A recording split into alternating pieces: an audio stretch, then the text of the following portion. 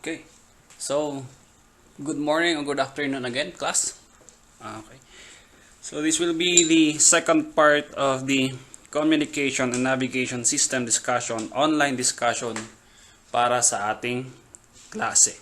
Okay, so ang huli nating discussion is about the PA system, tama? The PA amplifier. So now we will be moving on the audio integration system. Remember that the audio integration system is still in the communication system, which is ginagamit pa rin natin ng mga piloto at ating mga ng ating mga mekaniko and flight attendants to communicate inside and outside the aircraft. So, sir, paano po ba tong audio integration system? Okay? The audio integration system provides the flight crew with a means of controlling all radio communications, interphone and PA selection and navigation receivers audio signals. Both pilots have their own individual system and control panel. So, ibig sabihin, itong audio integration system natin, it provides the flight crew. Pag sinabi natin flight crew, that is your pilot and your co-pilot. Okay, to control all the radio communications, interphone, and PA selections or the passenger addressing selections and navigation receivers audio signals. So, ito yung ginagamit natin. For example, gusto mo nga na makausap yung PA o gusto mong ayusin yung radio communication interphones mo is you can use your audio integration system to control all the radio communications inside the aircraft. Okay, so sabi din dyan is both pilots have their own individual system and control panel. So, ibig sabihin, mayroon silang tag-isa-isang control panels. Figure 42 shows a block schematic of the audio integration system. So, tignan natin kung ano ba tong block schematic diagram niya na to. Mapansin nyo dito is meron din tayo ditong control switch. Tama, dito, ayan o. Ito siya, control switch. Dito sa ating control wheel. Meron siyang switch dyan para isi-switch lang ng piloto pag gusto niyang makipag-usap dun sa ibang piloto. Okay. Okay, control wheel mic switch. Okay, dun naman tayo dito. Okay.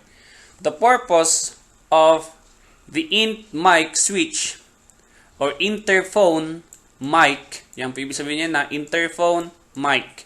Okay? Interphone mic switch is to provide PTT input for the boom or oxygen mask microphones. Ano ba ibig sabihin ng PTT? Ang ibig sabihin ng PTT is push to talk. Okay? Push, P, to, yung isang T, and talk, yung isang T.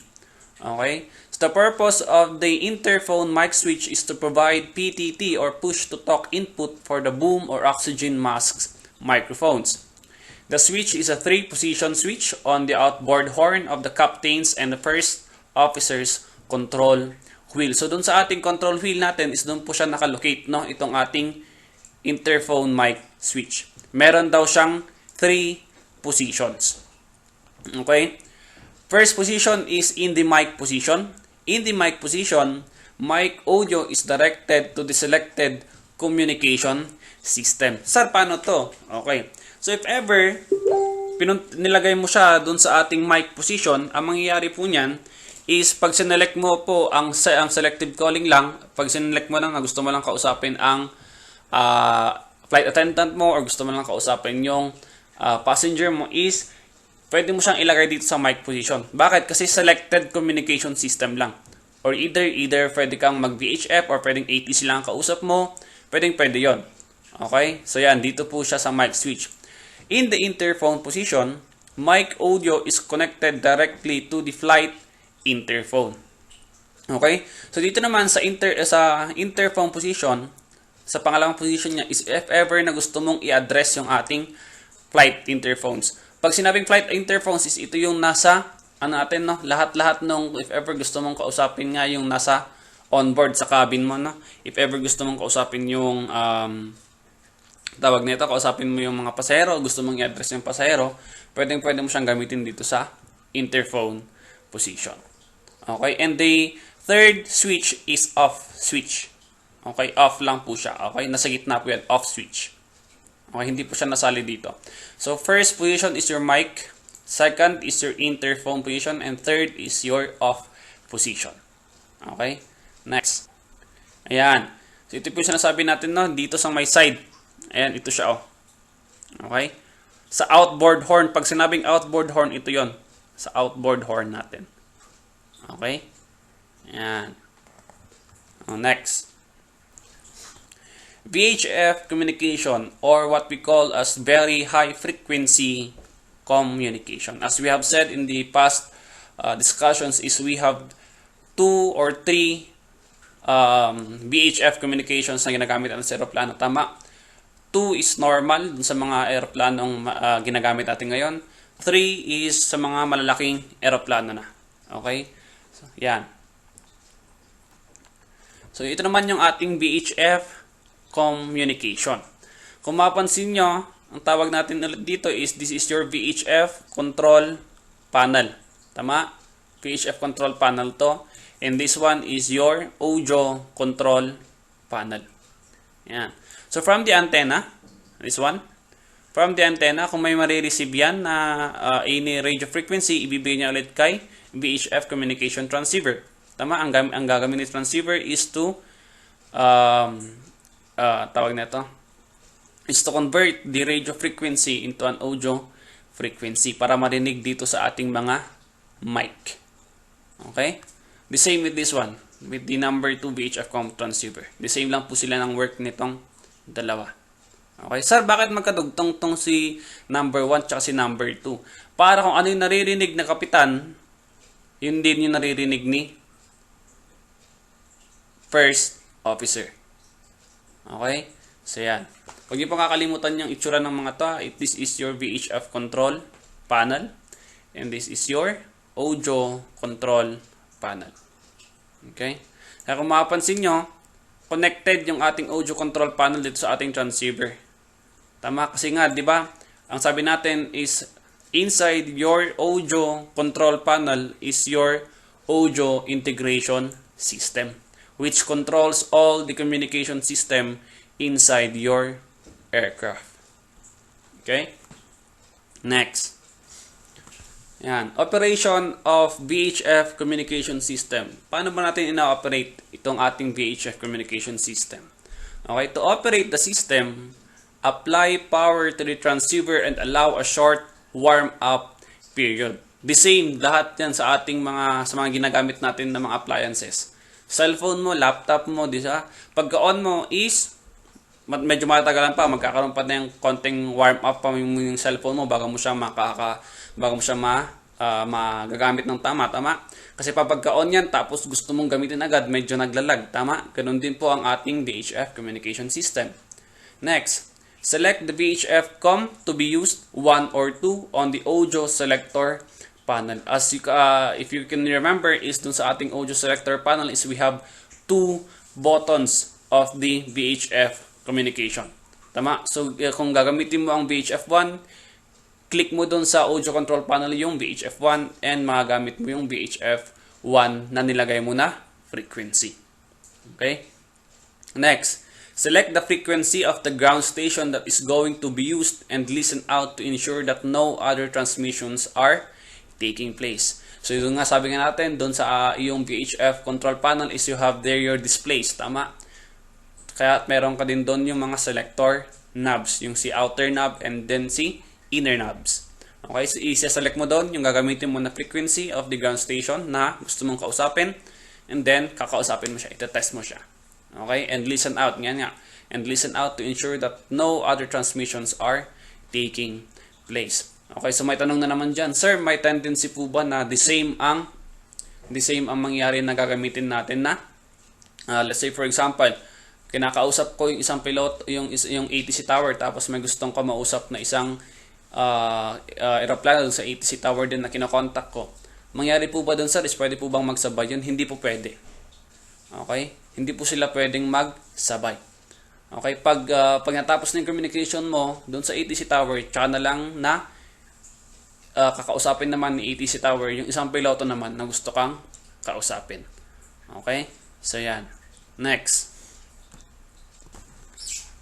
Okay.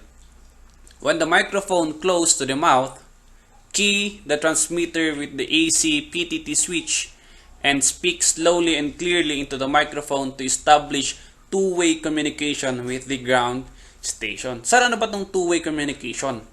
Okay, a two-way communication is meron kang sender and meron kang receiver of communication.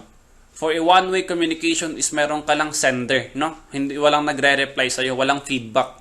But for a two-way communication is meron kang sinesend and meron ka din nare-receive na communication. Ganun po ang two-way communication. Okay? Identify your position by airline and aircraft registration using the standard phonetic alphabet.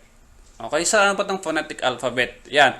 A, alpha, B, bravo, etc. Ano ba yung mga yon?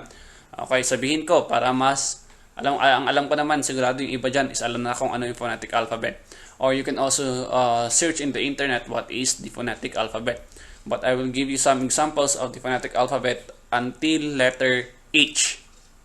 Okay, so A is for alpha, B is for bravo, C is for Charlie, D is for delta, E is for echo, F is for foxtrot, G is for golf, and H is for hotel.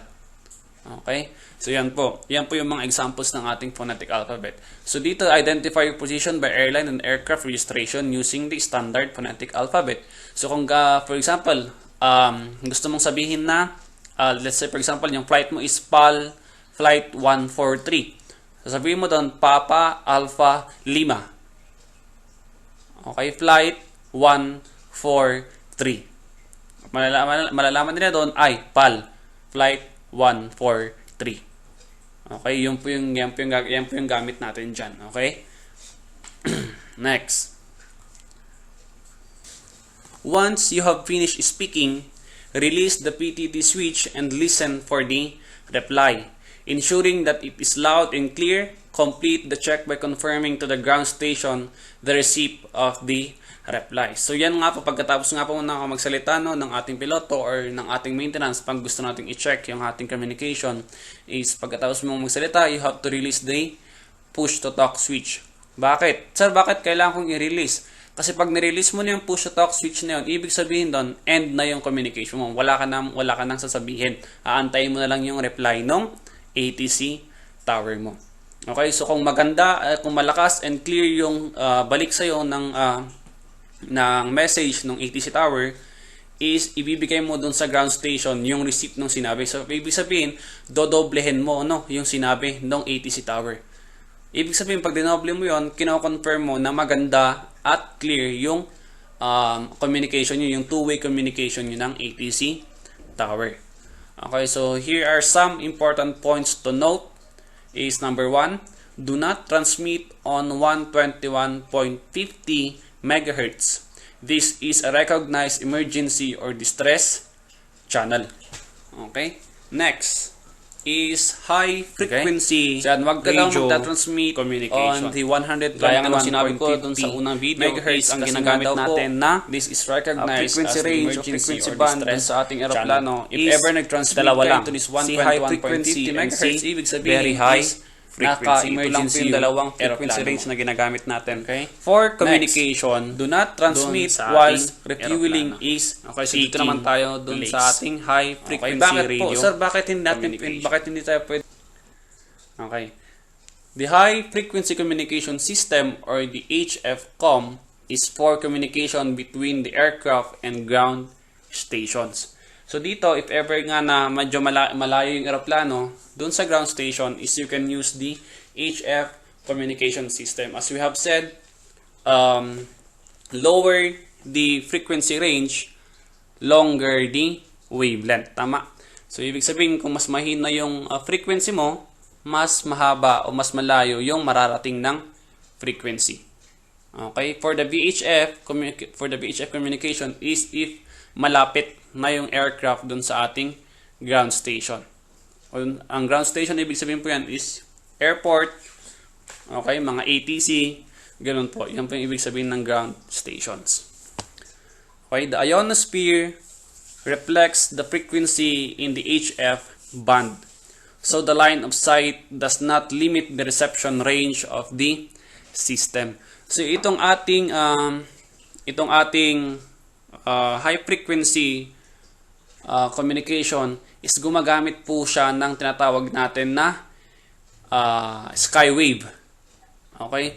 Dito kasi sa communication system is meron tayong tatlong ginagamit na propagations. Okay? Ang propagations na to is ito yung mga ways of communication. Okay? So first na propagation is ground wave propagation. 2 is the space wave propagation. 3 is the sky wave propagation. Okay? So yan po. Di bali naman to kasi masyadong nang malalim pag pupunta tayo dun sa propagation. Okay? Kaya sinasabi ko lang dito is ang HF communication is gumagamit po siya ng sky wave propagation. Ang gagawin po ni sky wave propagation is pag mag-send out ka ng message, yung message mo pupunta dun sa if ever let's say for example ito yung ionosphere natin. Okay, dito is nagkaroon ka dito ka mag-send out yung message mo, aakyat yan dito sa ating ionosphere. Okay, so ibabato niyan pataas, then magbo-bounce back yan pababa. Okay, so bato dyan, bounce back, going to your receiver. Okay? So, ibig sabihin, ang line of sight na sinasabi natin is yung dire-diretsong communication, no? So, pag dito ka mag-send, yung communication mo is dire-diretso. Okay? Dapat line of sight lang siya. Dapat wala siyang matamaan na buildings o wala siyang matamaan na mga mountains para hindi ka magkaroon ng bad reception. Okay? Dapat line of sight siya. But for the HF communication is babato yan dun sa taas, sa ionosphere, then mag-bounce back yan papunta dun sa ating receiver. Okay? So yan po ang gamit ng ating HF. Okay? So the HF band is hindi na nangangailangan ng line of sight.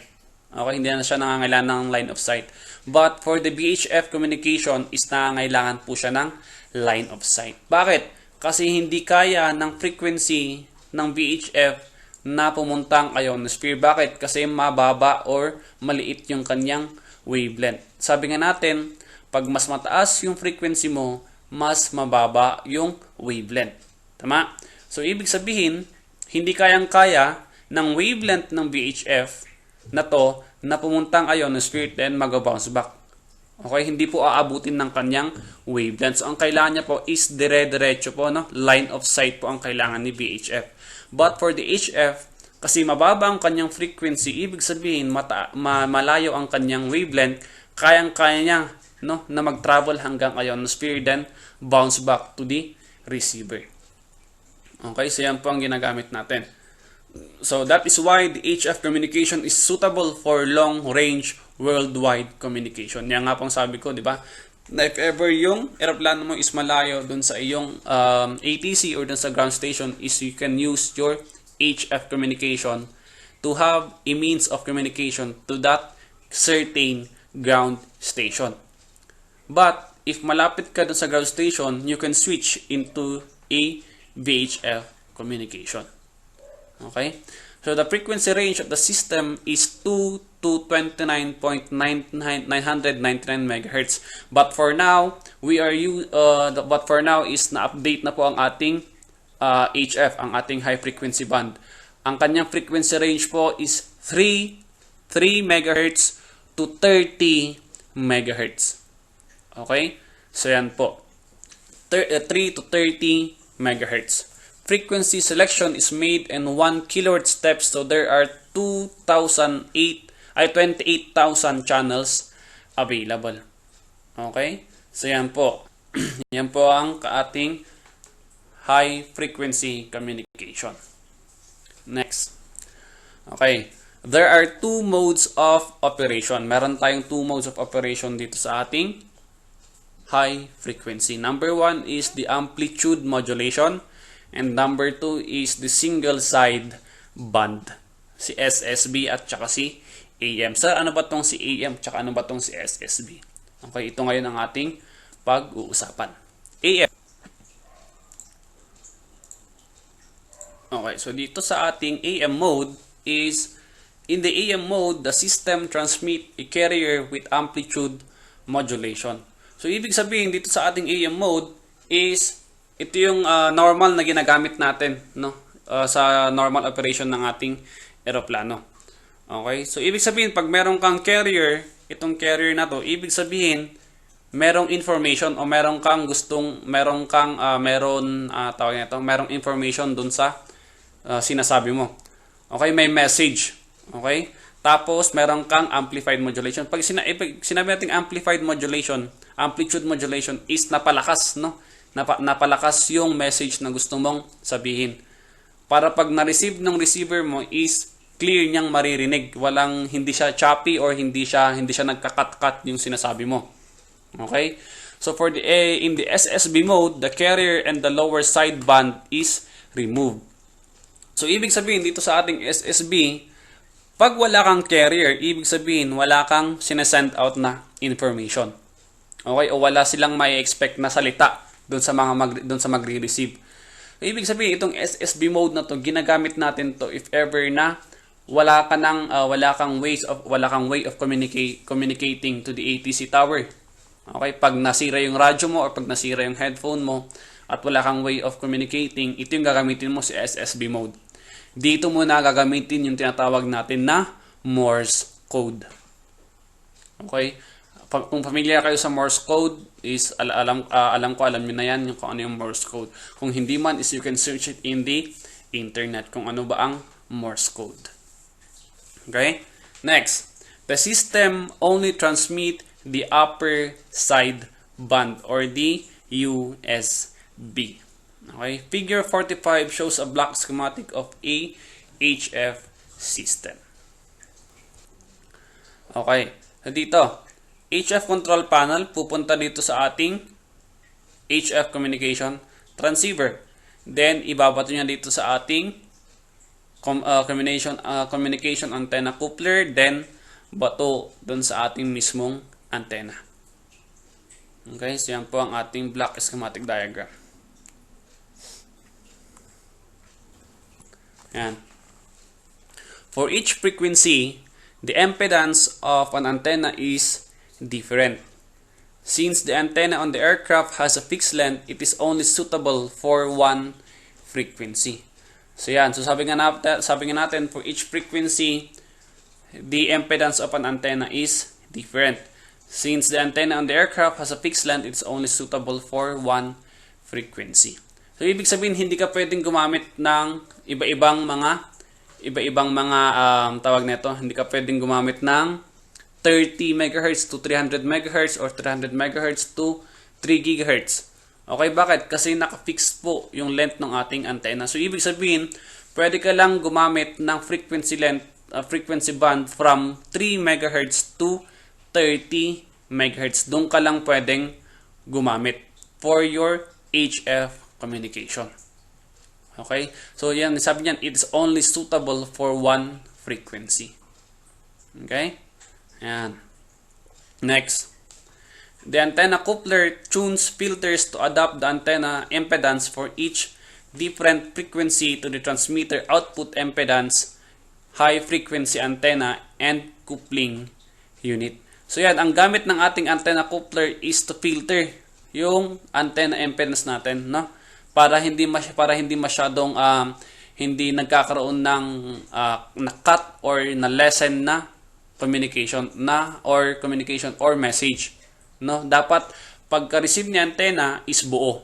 Okay, bago ibibigay ni coupler dun sa ating transceiver. Ang gagawin na lang ni transceiver is to convert that radio frequency into an audio frequency. So yan po yung gamit ng antenna coupler, no? To filter, no, yung ating antenna impedance. So for example, nagkulang, parang na-late yung ibang frequency. Ang gagawin ni coupler ngayon is i-filter niya, no? Para yung message is hindi na-cut or kinulang. Dapat kung ano yung na-receive niya na message, dapat yun yung ibabato niya dun sa transceiver mo. Okay? Para buo yung message na maririnig ng ating piloto. Okay? Next. Impedance. Sir, ano ba tong impedance? Yan. The ratio of the pressure to the volume displacement at a given surface in a sound transmitting pressure. Medium, sorry. Okay, so yan ang ating impedance. The ratio of the pressure to the volume displacement at a given surface in a sound transmitting medium. So ibig sabihin, ang pressure is the ratio of pressure to the volume displacement. So ibig sabihin, yung outside pressure ng mismong antenna mo, high pressure kaya yan, low pressure kaya yan. Kasi pag meron kang low pressure or high pressure, may nagiging pwedeng mag-interrupt yan, no, dun sa ating volume displacement.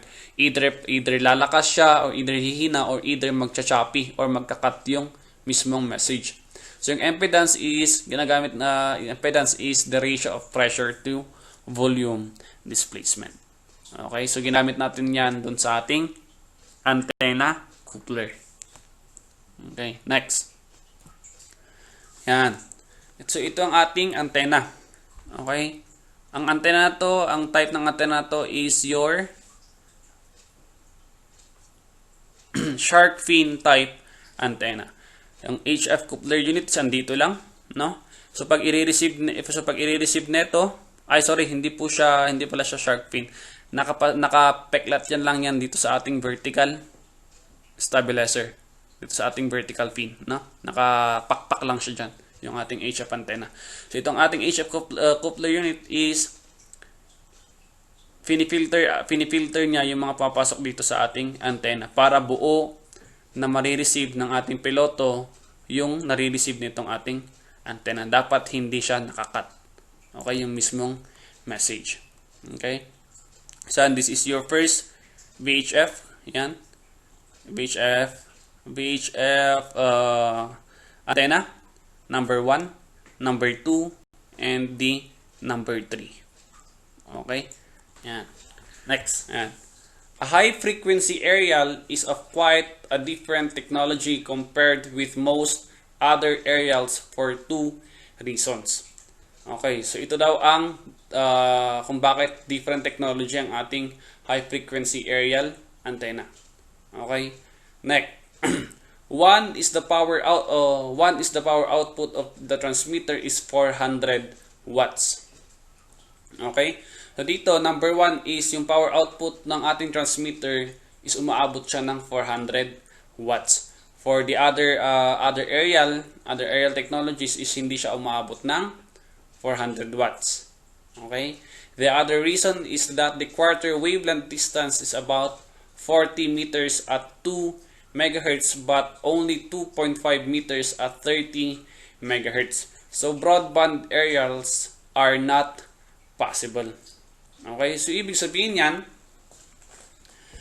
hindi ka makakakuha ng signal or hindi ka makakakuha ng internet connection mo or whatever dun sa ating high frequency antenna aerials.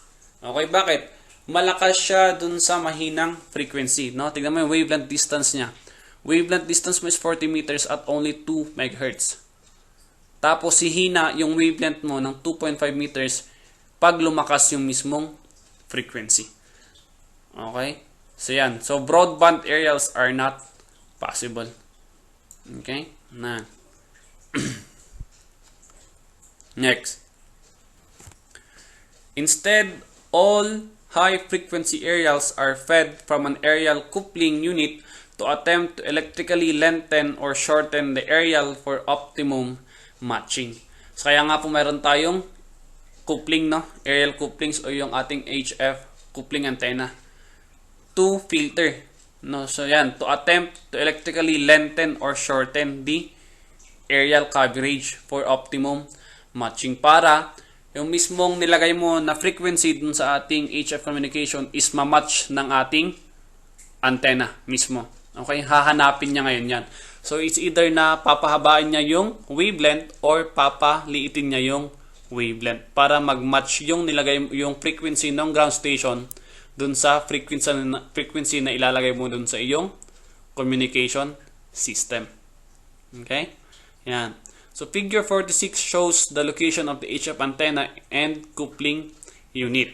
Papakita ko sa inyo mamaya kung ano yung figure 46 na yan. Ayan, so dito, to get optimal power transfer from transmitter to antenna, the antenna impedance must be the same as the transmitter output impedance of 50 to 0 ohms. So, ibig sabihin, mababa lang, no? 50 ohm. Yan. Output impedance of 50 ohms. So, ibig sabihin, mababa lang ang kanyang resistance dapat para makuha mo yung optimal power. Pag sinabi natin optimal power, yung saktong power to transfer, no? Transmitter to antenna. So, for example, meron kang gustong from the sender is dapat yung impedance nung transmitter output mo is the same with the impedance of the antenna na magre-receive nung mismong message mo, which is 50 ohms lang. Okay? Ibig sabihin, mababang resistance lang dapat siya. Okay? Kasi pag masyadong malakas na resistance, hindi lalayo, no? Hindi masyadong may tendency na hindi mag-match yung impedance nyo, no? Nung mismong nagre-receive or yung mismong nag-send ng message. Okay? So, pag nangyari yun, pag hindi nag-match yung mismong impedance nyo, either choppy yung maririnig mo or either nakakat yung naririnig mo na message. Okay? Ayan. Next. Ayan. HF Communication Control Panel. So, ibig sabihin, hindi lang po ang VHF communication ang meron control panel. Ang ating HF communication din po is meron din po siyang control panel. So, paano ba to? Okay. The purpose of the HF control panel is to enable frequency selection, mode control, and radio frequency sensitivity adjustment. Okay? There are 4 frequency select controls for 1 megahertz, hindi nalagay yung 1 megahertz, 100 kilohertz, 10 kilohertz, and 1 kilohertz frequency. So, ang gamit daw po ng ating control panel, HF control panel, is to enable frequency selection. No, para kung gusto mong i-select itong 1 megahertz, pwede mo i-select yan.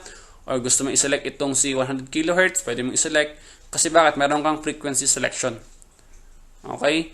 Yan. Tapos, meron kang mode control and the radio frequency sensitivity adjustment.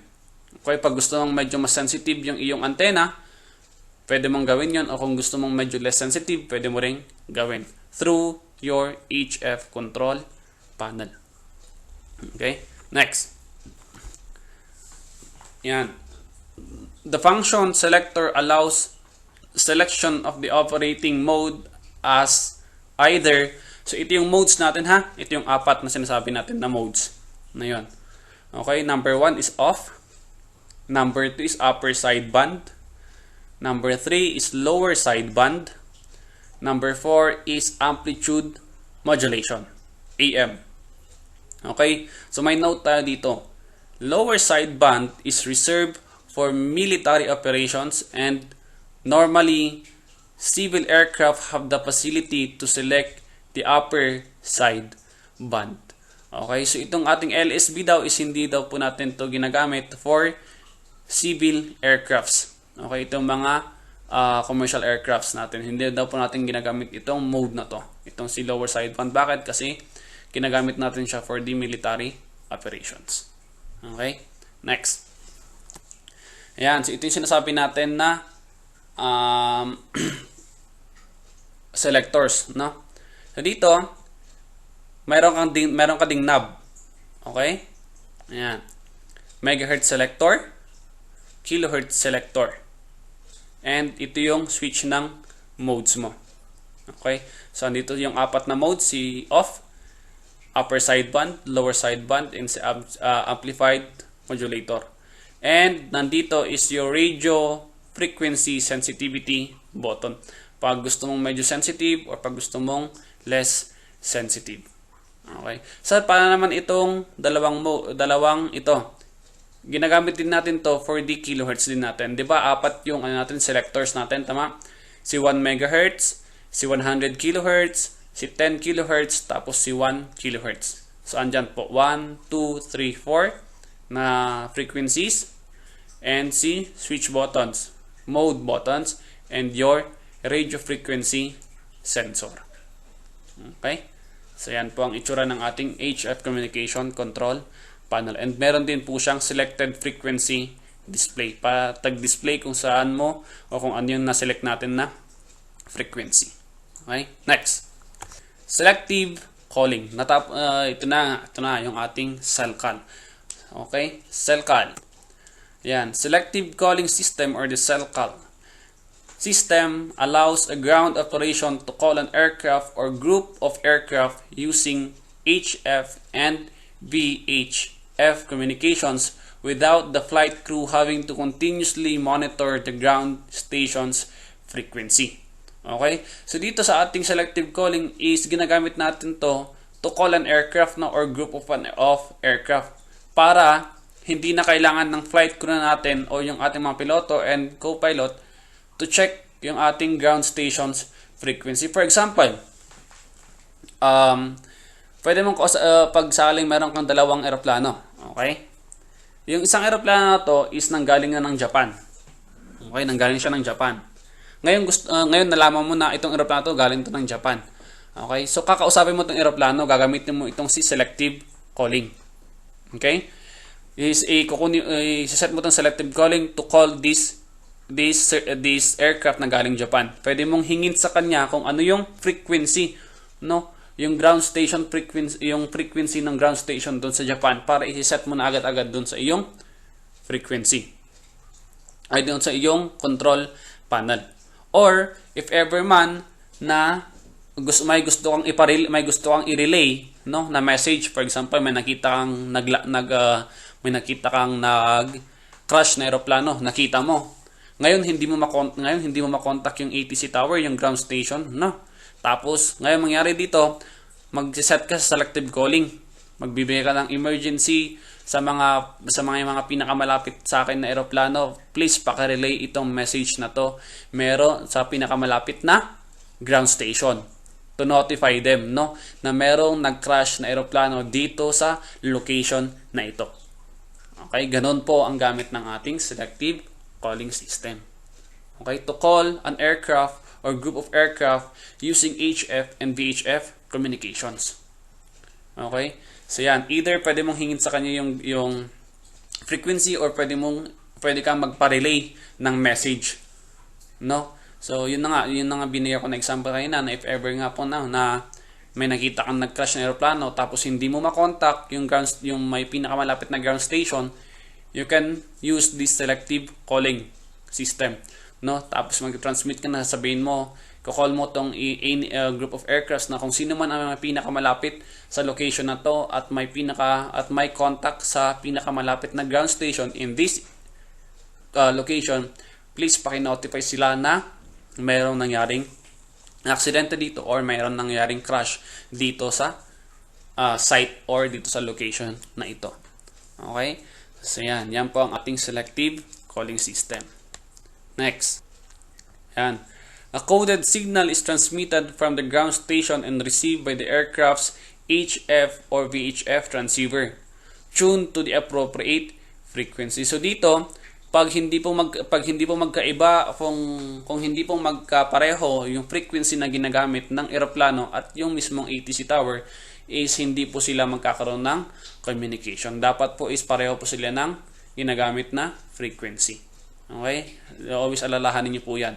Na pag magkaiba yung frequency na ginagamit ng ATC at eroplano, hindi po sila magkakaroon ng communication. Dapat po is pareho po sila ng ginagamit na frequency. Okay? The output code is fed to a cell call decoder, which activates oral and visual alerts if and only if the received code corresponds to the code selected in the aircraft. Yun ang sinabi ko, no? Na hindi magkakaroon ng connection yung ATC tsaka aircraft if ever po na hindi magkapareho yung ginagamit nila na code and frequency. Okay? So yan. Next. Yan.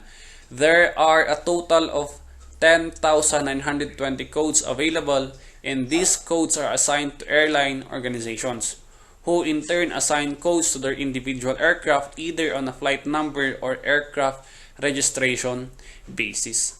So, itong mga codes na ito yung ginagamit natin, no? Para malaman mo kung ano yung flight number ng eroplano, kung ano yung aircraft registration ng eroplano. Okay, para kahit hindi mo tanongin sa piloto mo, tignan mo lang yung mismong makikita mo sa mismong transponder ng eroplano, yung code niya, malalaman mo na kung ano yung flight number at kung ano yung aircraft registration ng eroplano.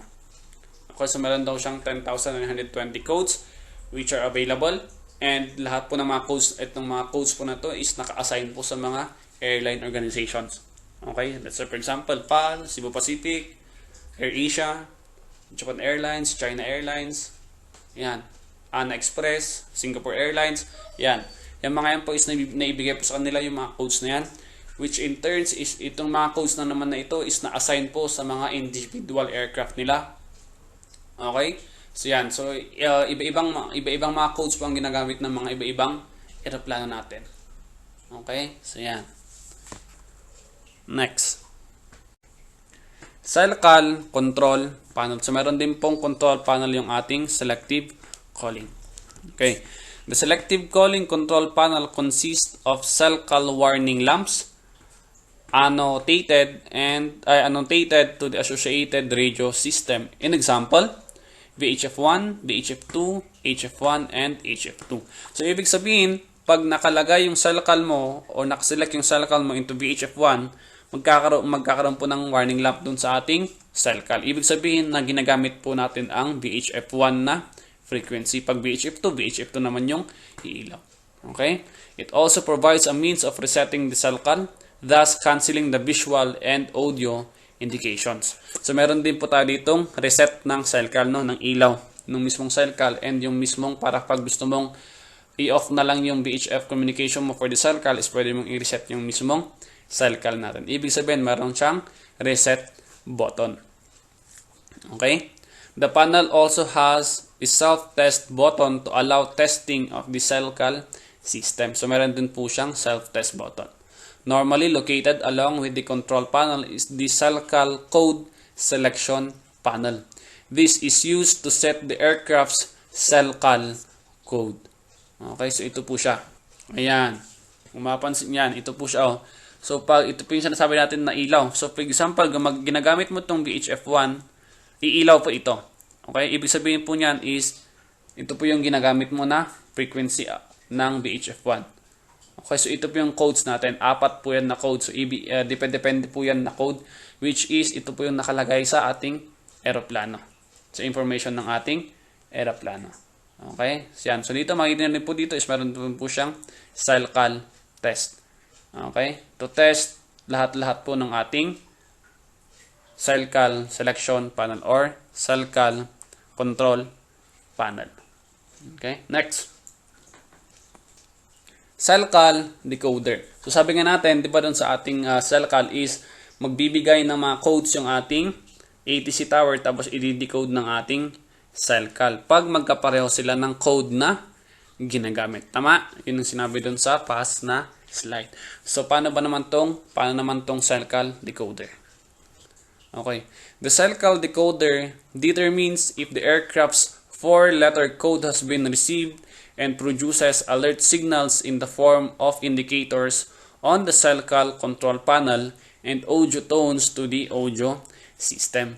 So itong ating Selcal decoder nga po noon is it determines the aircraft's 4-letter code na na-receive niya ba at nakapag-produce ba ito ng signals, no, dun sa ating Selcal control panel. So ibig sabihin, pag the same yung code na ginagamit ng aeroplano mo and yung mismong ATC tower, magkakaroon kayo ng communication. Ibig sabihin po niyan is pwede mo pong ma-receive yung alert signal na binibigay ng ATC tower sa yung aeroplano o sa yung mismo na piloto. Okay, tapos ibibigay po yan dun sa ating audio tones papunta dun sa ating audio system para marinig ng ating piloto kung ano yung message na gustong ibigay ni ATC tower dun sa ating piloto. Okay? So, yan. The alerts are canceled by pressing the corresponding alert light on the Selcal control panel. So, for example, pag biglang umilaw yung VHF1 mo, pwede mong i-cancel yung alert light, no, doon sa ating Salcal control panel. Ipupush mo lang po yon, and pwede mo na po, pwede magre-reset or maka-cancel po yung ilaw doon sa ating VHF 1. Okay? The same with the VHF 2, HF1, HF2, and the VHF 3. A self-test on the alert lights and audio warnings is carried out using the self-test button on the Salcal control panel. Figure 50 shows a block schematic of the Salcal system. So sabi ko dito is meron din po siyang self-test button. Yun yung pinakita ko sa inyo na picture kanina. So yan, kung mapapansin nyo dito, VHF1, VHF2, VHF3, VHF4, VHF5. Let's say for example, meron siyang limang VHF5, meron siyang 5 VHF. Yan. Pupunta sa ating decoder. Kung na-receive niyan, madidecode yan. Okay, tapos pupunta dun sa ating audio system. Yan, audio system, maririnig na po ng ating piloto kung anong gustong sabihin. Okay? So for example, dito pumasok yung code sa ating VHF1. VHF1, pupunta yan dito sa ating decoder. Okay? Dito sa decoder, papailawin niya naman itong si lamp switch. Ibig sabihin, itong lamp switch mo is connected into your VHF1. So, malalaman yon ng piloto na, ay, galing to sa ating VHF1. Kasi bakit? Umiilaw tong lamp switch ng ating VHF1. Okay? I-decode yan ng ating Salcal decoder. Pupunta yan dito sa ating audio system. Maririnig na po yan ng ating piloto. Okay? So, yan. Yan po ang schematic. Yan po yung block diagram po ng ating Salcal. Next. Cockpit Voice Recorder or the CVR. Okay? Ano naman tong cockpit voice recorder? Okay. The CVR records the last 30 minutes of the flight deck audio on continuous magnetic tape. Okay? All voice communication is recorded.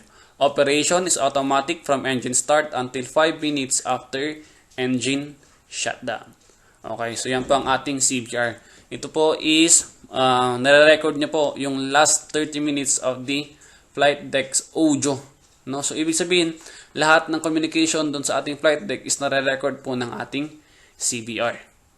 Okay, continuous po yan. No? So, ibig sabihin, ang maririnig mo lang dito is, pag if ever gusto mong pakinggan yung CVR ng aeroplano, yung last lang na 30 minutes, yung maririnig mo. No? Na communication dun sa loob ng ating cockpit. Yun lang po yung maririnig ng ating mga mekaniko or ng kung ano bang investigator na gustong marinig kung ano yung nasa loob ng CVR. Okay, so operation is automatic from engine start. So ibig sabihin, pag nag-engine start na po yan, magkakaroon na po agad-agad yan ng recording dun sa ating CVR. Until 5 minutes after engine shutdown. Okay, so pagka-shutdown mo ng engine mo, nagre-record pa rin po yan, no, dun sa ating cockpit voice until 5 minutes after the engine shutdown. Tsaka na rin magtitigil yung recording ng ating CVR. Okay? The CVR receives sounds from the flight compartment and audio signals from the digital audio control system. So lahat-lahat po, no, pati warning, pati yung chime dun sa loob ng cockpit mo is naririnig, mare-record ko yan ng ating cockpit voice recorder. Okay? The voice recorder continuously records the sound and audio. Okay? So kung kahit anong sound man ang gawin mo dun sa loob ng cockpit mo, is maririnig po yan ng ating or i-record po yan ng ating cockpit voice recorder. Okay? Sensing of the aircraft on ground and parking brake set is used to permit bulk erasure of the voice recording. Okay? So, ibig sabihin, pag na-sense po ng ating aeroplano, no, na naka-aircraft on ground na yung ating aeroplano and naka-parking brake set na siya, mangyayari dito is magkakaroon po na yung permit na yung mismong CVR to delete the recordings. Yung recordings ng ating CVR. Okay? To delete that last 30 minutes of record. Bakit? Kasi pag naka-parking brake set na yan, ibig sabihin, nag-land ng safe yung aeroplano mo. Okay? So, yan po yung mangyayari dun sa ating CVR. So, bakit kailangan natin i-delete? para hindi napupuno o para hindi na i-stuck or na-overstock yung ating CBR. And yung memory lang ng ating CBR is good only for 30 minutes. Okay? Ayan.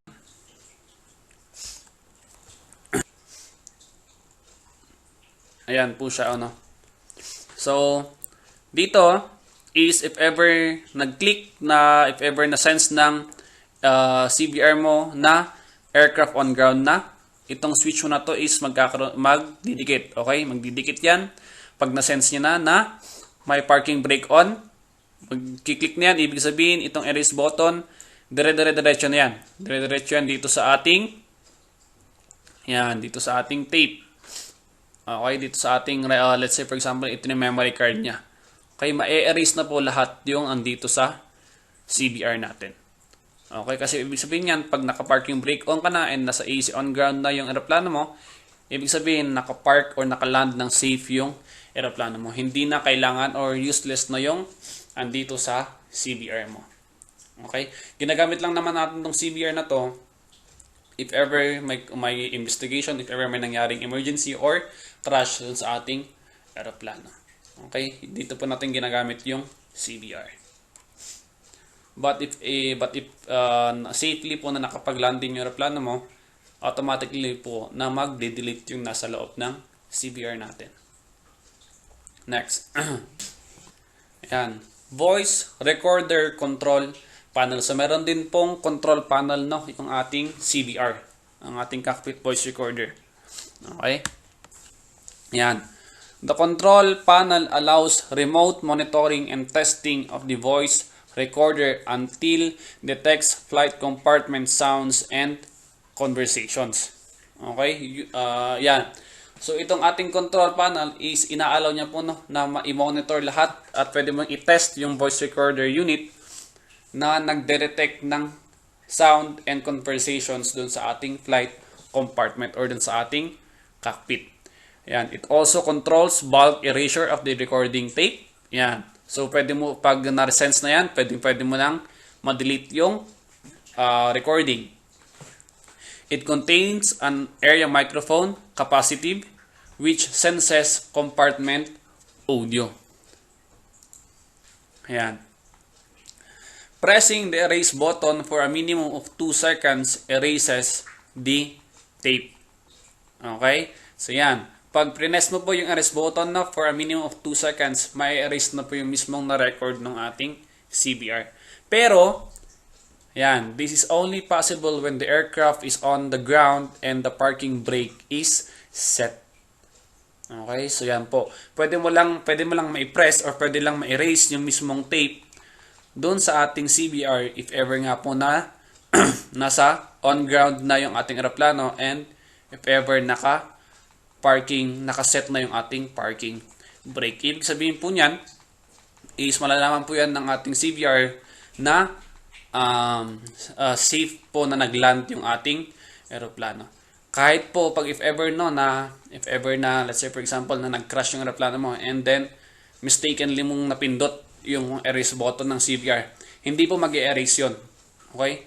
Bakit? Kasi hindi may sense ng eroplano mo na naka-parking brake yung eroplano.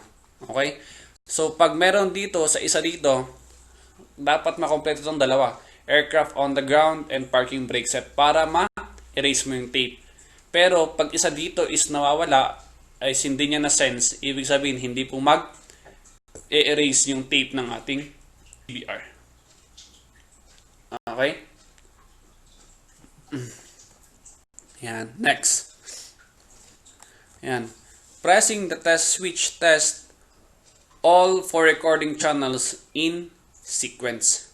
Okay, pwede mo siyang i-test po, no? So, for example, gusto mong i-test yung recording channel ng ating CBR, pwede mong i-test yung ating CBR. Meron kang test switch.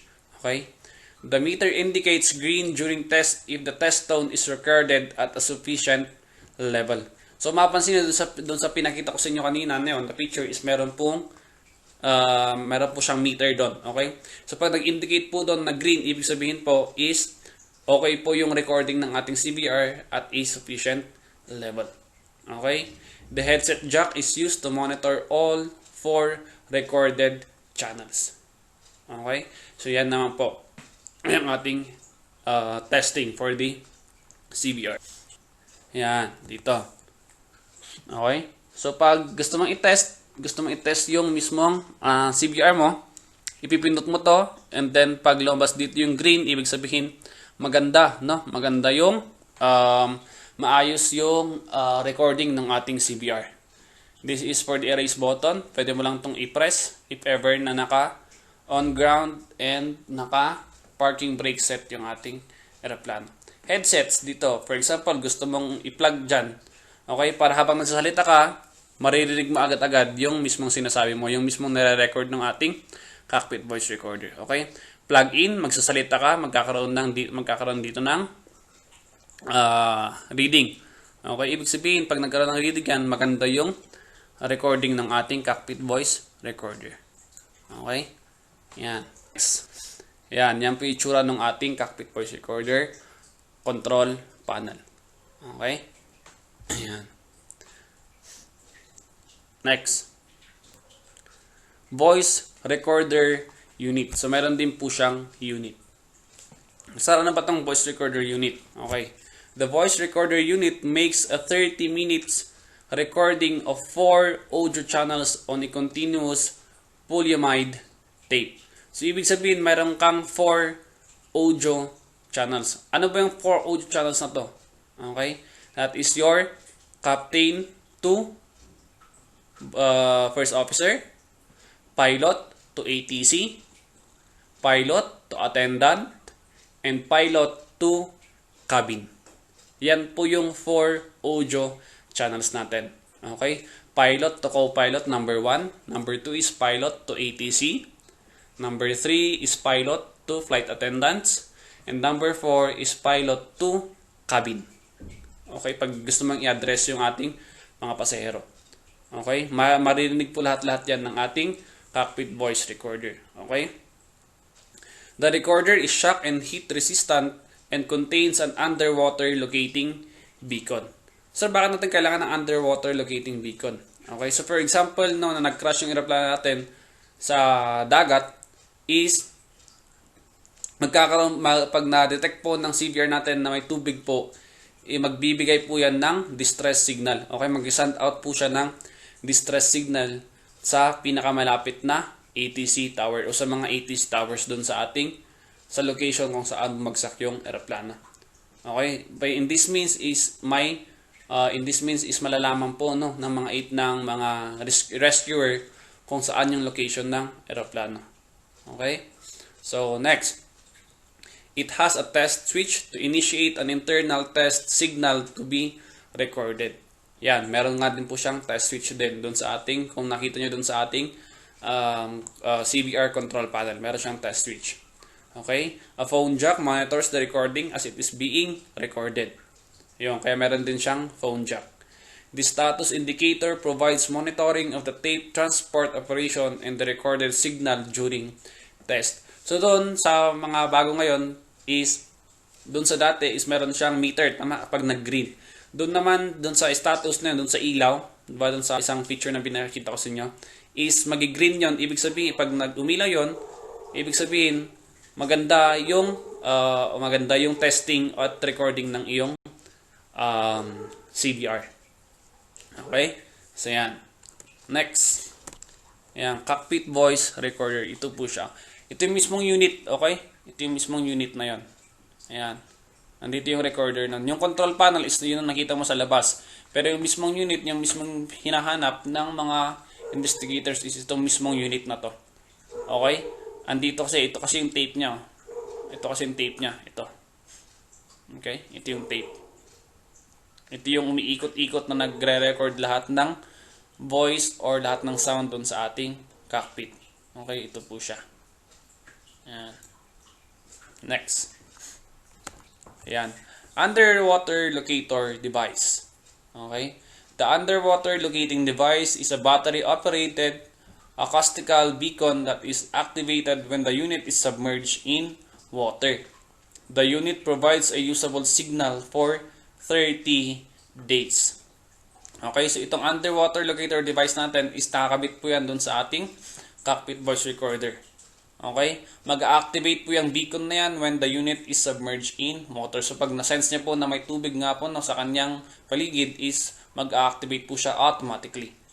Which gives signal for good as 30 days. So mayroong 30 days na pagkakataon no, yung mga rescuer natin to find the aircraft if ever na nag-crash po yan dun sa ating dagat.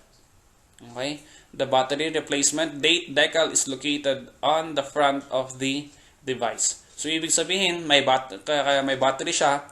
Bakit? Kasi ito yung nagbibigay ng 30 days signal na yun. And your battery mo can last up to 30 days. At meron po siyang meron po siyang ang tawag na to, due date parang ngayon. Okay? May date kung kailan siya mamamatay, kung kailan hindi na siya magiging usable yung mismong battery natin. Okay, so pag yun na nakita mo na nag-expire na yung battery mo, palitan mo na agad ng panibagong battery. Okay? Next. Yan. So yan itong test, tsaka itong status indicator. Okay? So itong underwater locating device is andito po yan sa baba ng ating unit. Ito yung tinawag nating unit, voice recorder unit. Battery life labels andito sa pinakaharap para makikita mo agad-agad kung gaano pa katagal yung mismong battery mo. And here is your test phone and your status indicator. Okay? Yan. Yan po yung underwater locator beacon natin naman. Okay? It's a device fitted to CVR and FDR. Ano ba yung sabihin ng CVR? Yung CVR is cockpit voice recorder. FDR is flight data recorder. Okay? Yan po yung sabihin ng FDR. When triggered by water immersion, the ULB emits an ultrasonic pulse of 37.5 kHz at an interval of once per second. So, ibig sabihin, para siyang heartbeat, no, na nagbibigay ng pulse once per second. So, ibig sabihin, in 1 minute, meron na siyang naibigay na 60 pulses. Okay, kasi nga once per second. Okay, so ito yung ating underwater locator beacon, which is nakalagay naman din sa ating CVR and FDR. Okay, yan. So, pakitake note po na itong 37.5 kHz na to ng ating underwater locator beacon. Okay. Yan, kung mapansin nyo, andito rin po yung kanyang battery. Okay? Yan, dito po sa.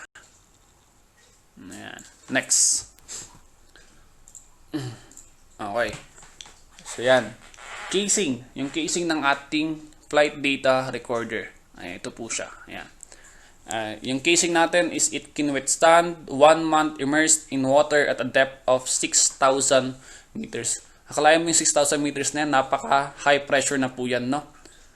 And 1 hour at 1,100 degree Celsius. Sabi nga natin, yung ating FDR and ang ating CVR, it can withstand shock and high amount of pressure and temperature.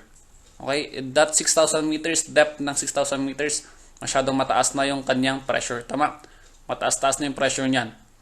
And 1,100 degrees Celsius. Napakainit yan, but it can withstand 1 hour na hindi na damage yung recording dun sa loob ng ating FDR. Okay, so sa FDR, flight data recorder records technical flight data including temperature, speed, altitude, and trajectory, 25 hours of recording time. So meron siyang 25 hours of recording time itong ating FDR. Okay? So for the CVR is cockpit voice recorder records conversation between crew members and with air traffic control. Sa mga makabagong CVR ngayon, it can record up to 2 hours of recording time, hindi na 30 minutes for the newer versions, no, ng ating CVR. Okay? And both have their own underwater locator beacons. Okay, emits ultrasonic pulse on immersion for up to 90 days. 90 days na ngayon, ibig sabihin 3 months. Hindi na siya isang buwan. Hindi lang siya 30 days. Okay, ngayon is 90 days na. Okay, sir, bakit lumaki? Okay, tsaka itong hours of recording time, sir, bakit parang tinaasan? Bakit? Kasi within the 30 minutes is hindi po, no, hindi nakukuha or yung investigation is nakukulang. Bakit? Kasi kulang ng information na kung ano yung nangyari dun sa cockpit before na nagkaroon ng crash. So, tinaasan nila yung oras ng recording time up to 2 hours. Ito naman sa underwater locator beacon is, sir, bakit naging 90 days? Para no yung mismong search and rescue operation nila na yan is kasi let's say for example malakas yung ulan o may bagyo ganyan tapos doon nag-crash yan, yung 30 days na yun hindi kakasya yun for the search and rescue operation.